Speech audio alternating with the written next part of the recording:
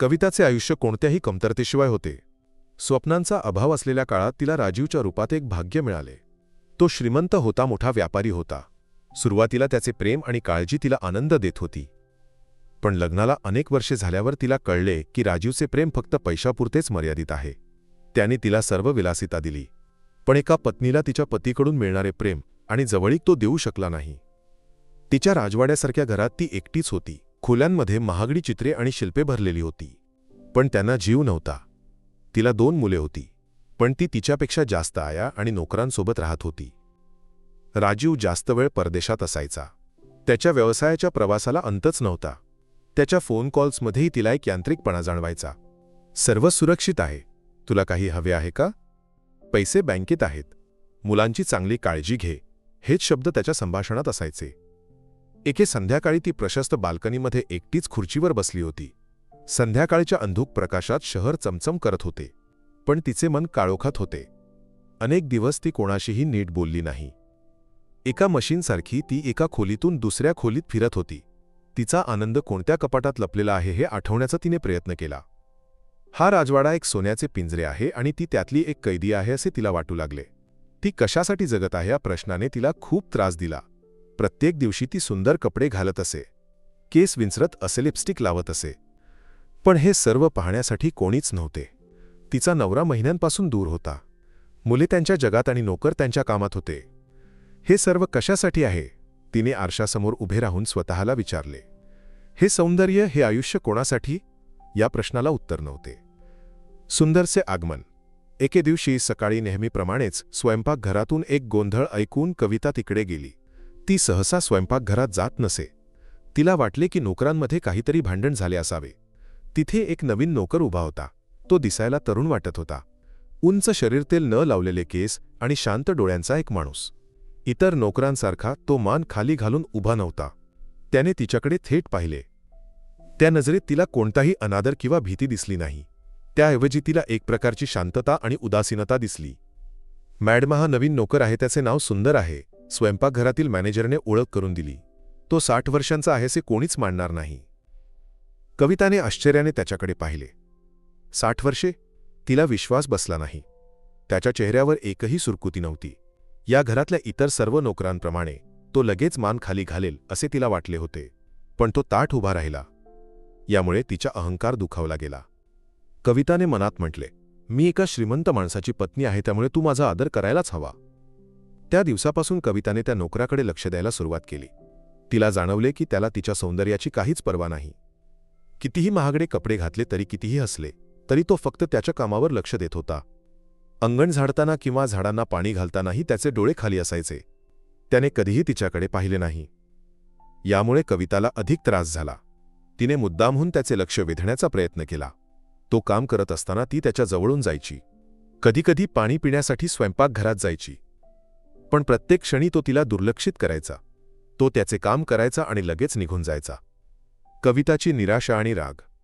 एके दिवशी ती रागाने तिच्या खोलीत गेली आणि दरवाजा बंद केला. किती गर्विष्ठ आहे हा, तिने आरशात पाहून स्वतःला म्हटले. माझ्याकडे इतके सौंदर्य आणि प्रतिष्ठा असूनही तो माझ्याकडे लक्ष देत नाही. प्रत्येकजण माझ्या सौंदर्याने आश्चर्यचकित होतो, पण हा एकटाच. तिच्या आतला दाबलेला राग एका ज्वालामुखीसारखा बाहेर पडू लागला. तिला त्याला नियंत्रित करायचे होते, त्याचे लक्ष वेधायचे होते. यासाठी काय मार्ग आहे? ती बसून विचार करू लागली. मी आजारी असल्यासारखे वागले तर तो माझ्या खोलीत येईल का? कविताच्या मनात एक वाईट विचार आला. सहसा पुरुष नोकरांना मालकाच्या खोलीत जाण्याची परवानगी नसते, पण तिने हा नियम मोडण्याचा निर्णय घेतला. तिने आपले केस मोकळे सोडले, डोळ्यांखाली काजळ पसरवले आणि भिंतीला टेकून झोपली. तिने नोकरीला बोलावून म्हटले, मला खूप डोकेदुखी आहे, त्या नवीन नोकराला थोडे गरम पाणी आणायला सांग. नोकरीने आश्चर्याने तिच्याकडे पाहिले. सहसा तिला काहीही हवे असल्यास ती आयांना सांगते, पण नोकरीने तिचे ऐकले. थोड्याच वेळात तिच्या खोलीच्या दरवाजावर एक थाप ऐकू आली. तिने काळजाच्या ठोक्यांनी आत या म्हटले. दरवाजा उघडून तो आत आला. एका स्टीलच्या ग्लासमध्ये गरम पाणी घेऊन तो तिच्यासमोर उभा राहिला. कविताने त्याच्याकडे पाहिले. तू माझ्या चेहऱ्याकडे का पाहत नाहीस? माझा काही आदर नाही का? मॅडमला नोकर म्हणून कामावर ठेवले आहे, माझे काम हाच माझा आदर आहे. तो मान खाली घालून म्हणाला. तिला राग आला. तुझे नाव काय आहे? तिने रागाने विचारले. सुंदर. तिला ते नाव आठवले होते. तू इतर नोकरांसारखा नाहीस होय ना? मी एक सामान्य माणूस आहे मॅडम. आता मला या खोलीत जास्त वेळ थांबता येणार नाही. तुम्ही पाणी प्या. त्याने ग्लास टेबलावर ठेवला आणि मागे वळला. कविता त्याला थांबवू शकली नाही. तिचे मन पूर्णपणे त्याच्या नियंत्रणात आले होते. किती धैर्य आहे त्याला, तिने स्वतःला विचारले. भीती भरलेल्या रात्री, त्या रात्री तिला झोप लागली नाही. तिच्या आतला राग भीतीत बदलू लागला. तिने गुपचूप नोकराच्या खोलीत जाण्याचा निर्णय घेतला. त्याच्या खोलीत काहीतरी रहस्य आहे का? त्याच्या या वागण्यामागचे कारण काय आहे? ती हळूच खोलीतून बाहेर पडली आणि नोकरांच्या खोल्या असलेल्या भागात गेली. त्याला खोलीतून बाहेर जाताना तिने पाहिले. ती लगेच स्वयंपाकघरात पळाली. तिथे एका टेबलाला टेकून उभी राहिली. तिला वाटले की ती तिच्या खोलीत नाही हे त्याला कळल्यावर तो घाबरून जाईल. थोड्याच वेळात तो स्वयंपाकघरात आला. तिला तिथे पाहून तो आश्चर्याने म्हणाला, मॅडम तुम्ही या रात्री इथे? मला तहान लागली होती. एक ग्लास पाणी घेण्यासाठी आले होते, ती म्हणाली. मी पाणी घेऊन येत होतो, तो म्हणाला. तुमच्या खोलीत कोणीच नाही हे पाहून मी घाबरलो. तो विनाकारण काळजी करताना पाहून तिला हसू आले. धन्यवाद, ती म्हणाली. तो दिवस प्रत्येक गोष्टीची सुरुवात होता. प्रत्येक रात्री तो तिच्या खोलीत येऊ लागला. ती झोपल्याचे नाटक करत असताना तो खोलीत प्रवेश करायचा. ती घाबरली, तिला हलताही आले नाही. तो तिच्या जवळ आला. त्याने तिच्या डोक्याला किंवा कपाळाला खूप शांतपणे स्पर्श केला. तो स्पर्श विचित्र होता. तो तिच्या शरीरातून एका विद्युत प्रवाहासारखा गेला. ती हादरली, पण भीतीने ती हलता आली नाही. हळूहळू तिला त्याची भीती वाटू लागली. तिने पतीला फोन करून एका नोकरीला कामावर घेण्यास सांगितले. पण पतीने तिला धमकावले. तिचा नोकर चांगला आहे आणि तिला एका मदतनीसाची गरज आहे, असे तो म्हणाला. राजीवचे शब्द कविताच्या मनात वादळासारखे आदळले. चांगला नोकर या त्याच्या शब्दांनी तिला अधिक भीती वाटली. त्या रात्री तिला झोप लागली नाही. पतीला सर्व काही सांगण्याचा प्रयत्न करूनही त्याने तिच्यावर विश्वास ठेवला नाही. पतीच्या अनुपस्थितीत नोकर आपल्या अधिकाराचा गैरवापर करत आहे असे तिला वाटले. प्रत्येक रात्री तिचे मन खूप घाबरलेले असायचे. नोकर तिच्या खोलीत येण्याची ती वाट पाहत होती. त्याच्या पावलांचा आवाज दरवाजापाशी थांबल्यावर तिचे हृदय जलद धडधडायचे. त्याची बोटे तिच्या शरीराला स्पर्श केल्यावर तिला एक प्रकारची भीती जाणवायची. तो स्पर्श उपचार आहे की त्याचा काहीतरी वाईट हेतू आहे हे तिला कळले नाही. ती तिच्या आजूबाजूच्या प्रत्येकाकडे संशयाने पाहू लागली. नोकर मुले एवढेच नाही तर हे घरही तिला एक तुरुंग वाटू लागले. आता मला काही मदत नको असे म्हणण्यासाठी तिने पुन्हा पतीला फोन केला तेव्हा तो रागावला. तुला काय हवे आहे? सर्व सोयीसुविधा आहेत. तुला काय अडचण आहे? त्याने विचारले. यामुळे कविता पूर्णपणे एकटी पडली. तिची भीती एका वेडात बदलू लागली. तिला त्या नोकराच्या जवळ जाण्याचीही भीती वाटत होती.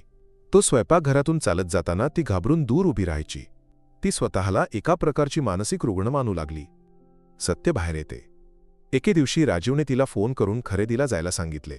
राजीवच्या आग्रहामुळे तिने होकार दिला, पण तिचे मन अस्वस्थ होते. तिने मुद्दामहून खरेदी लवकर संपवून लवकर घरी परतली. घरी पोहोचल्यावर गाडी पोर्चमध्ये थांबवून ती हळूच घरात गेली. पतीच्या खोलीतून बोलण्याचा आवाज ऐकू आला. ती दरवाजापाशी जाऊन लपून ऐकू लागली. सर, आता या उपचाराची गरज नाही असे वाटते. मॅडमची रोगप्रतिकार शक्ती वाढली आहे, नोकर म्हणाला. असे बोलू नकोस सुंदर. मला माहीत आहे की तू करत असलेले उपचार यशस्वी होत आहेत. तिचा आजार बरा झालाच पाहिजे, राजीव म्हणाला. तो आजार नाही सर. कधीकधी तो नैसर्गिक अडथळा असू शकतो. मी जे करत आहे ते त्यावर मात करण्यासाठी आहे, सुंदर शांतपणे म्हणाला. कविताचे डोके गरगरू लागले. आजारोपचार, ते कशाबद्दल बोलत आहेत? तिला काहीच कळले नाही. त्या दिवशी तिने डॉक्टरांना भेटण्याचा निर्णय घेतला. कोणालाही न सांगता ती गुपचूप रुग्णालयात गेली. डॉक्टरांना भेटली आणि सर्व काही सांगितले. डॉक्टरांनी काही तपासण्या केल्या. कविता, तुम्ही गर्भवती आहात, डॉक्टर आनंदाने म्हणाले. ही बातमी ऐकून कविताला धक्का बसला. तिच्या मनात विजेच्या चमकसारखा एक विचार आला. या बाळाचा बाप कोण आहे? तिला वेड लागल्यासारखे वाटले. तिला काहीच समजेना. ती बातमी ऐकून ती परत गाडी चालवत घरी गेली. तिच्या डोक्यात अनेक प्रश्न फिरत होते. तिचा नवरा परदेशात असताना ती गर्भवती कशी झाली? हा नोकर, त्याचे स्पर्श.